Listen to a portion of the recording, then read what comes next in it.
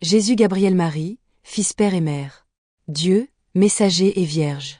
La sainte tunique, dite aussi la sainte robe de Dieu, est selon la tradition le vêtement porté par Jésus-Christ au calvaire et tiré au sort entre les soldats chargés de son exécution.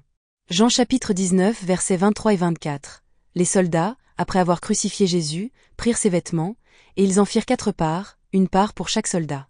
Ils prirent aussi sa tunique, qui était sans couture, d'un seul tissu depuis le haut jusqu'en bas.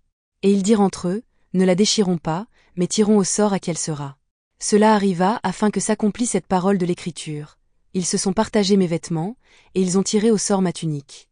Voilà ce que firent les soldats. Psaume chapitre 22 verset 18. Ils se partagent mes vêtements, ils tirent au sort ma tunique.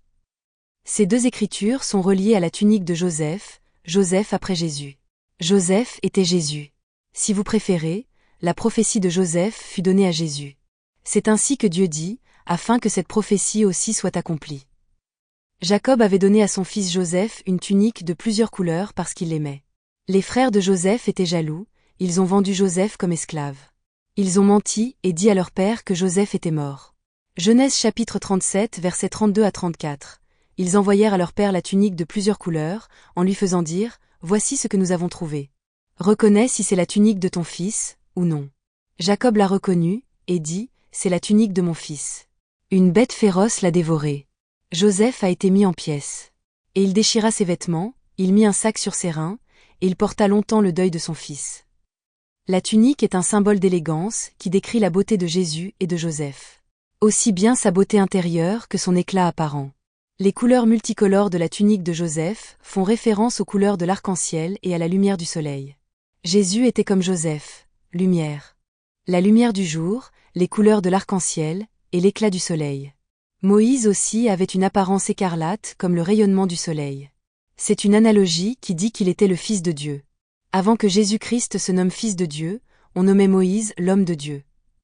Comme son bras droit. Moïse en tant qu'homme de Dieu était le bras droit de Dieu. Son serviteur et prophète. Exode chapitre 34 versets 29 et 30.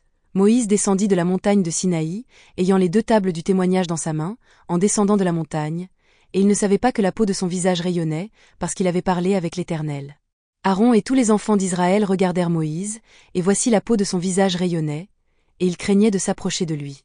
Une beauté du diable. Ils craignaient de s'approcher de lui car il était beau et rayonnant comme l'ange de lumière Lucifer.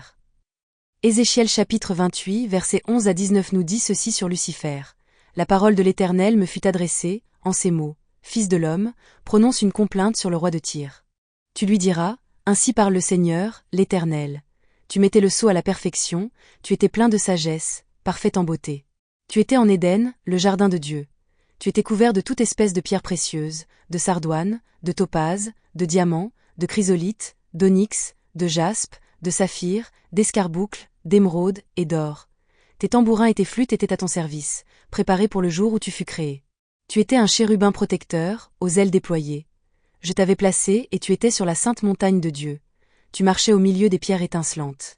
Tu as été intègre dans tes voies, depuis le jour où tu fus créé jusqu'à celui où l'iniquité a été trouvée chez toi. Par la grandeur de ton commerce tu as été rempli de violence, et tu as péché. Je te précipite de la montagne de Dieu, et je te fais disparaître, chérubin protecteur, du milieu des pierres étincelantes. Ton cœur s'est élevé à cause de ta beauté, tu as corrompu ta sagesse par ton éclat. Je te jette par terre, je te livre en spectacle au roi. Par la multitude de tes iniquités, par l'injustice de ton commerce, tu as profané tes sanctuaires. Je fais sortir du milieu de toi un feu qui te dévore, je te réduis en cendres sur la terre, aux yeux de tous ceux qui te regardent. Tous ceux qui te connaissent parmi les peuples sont dans la stupeur à cause de toi. Tu es réduit au néant, tu ne seras plus à jamais. Le plus célèbre des vêtements de Jésus demeure, sans conteste la tunique sans couture que la Vierge aurait tissée pour son fils. Lucifer aurait présomptueusement basculé dans l'orgueil et la violence à cause de sa propre beauté. Genèse 37 verset 3. Israël aimait Joseph plus que tous ses autres fils, parce qu'il l'avait eu dans sa vieillesse, et il lui fit une tunique de plusieurs couleurs.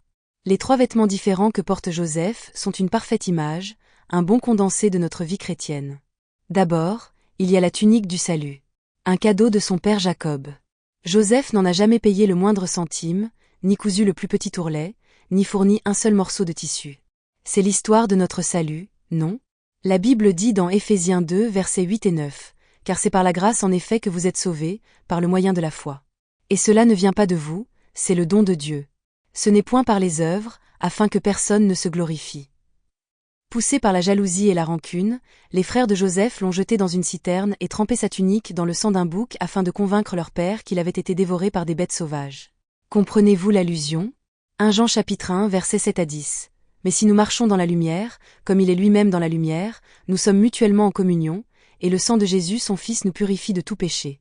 Si nous disons que nous n'avons pas de péché, nous nous séduisons nous-mêmes, et la vérité n'est point en nous.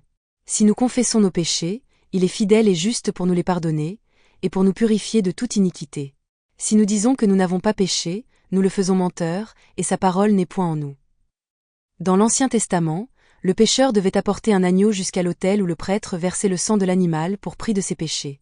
Mais le prêtre ne s'occupait pas de la personne, il examinait l'agneau.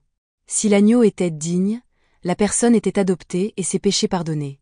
Si vous reconnaissez votre péché et priez, « Père, je viens au nom de Jésus, l'agneau de Dieu », vous êtes entièrement pardonné et adopté. Paul dit dans Hébreux 4 verset 16, « Approchons-nous donc avec assurance du trône de la grâce, afin d'obtenir miséricorde et de trouver grâce, en vue d'un secours opportun. » La tunique de Dieu exprime le fait qu'il est lumière lumineuse. Le soleil, par qui nous voyons les couleurs de l'arc-en-ciel et la luminosité. C'est l'éclaireur de nos âmes, et la lumière de la vie qui repousse toute trace de ténèbres. Soyons patients et fusionnons avec l'Éternel. Amen.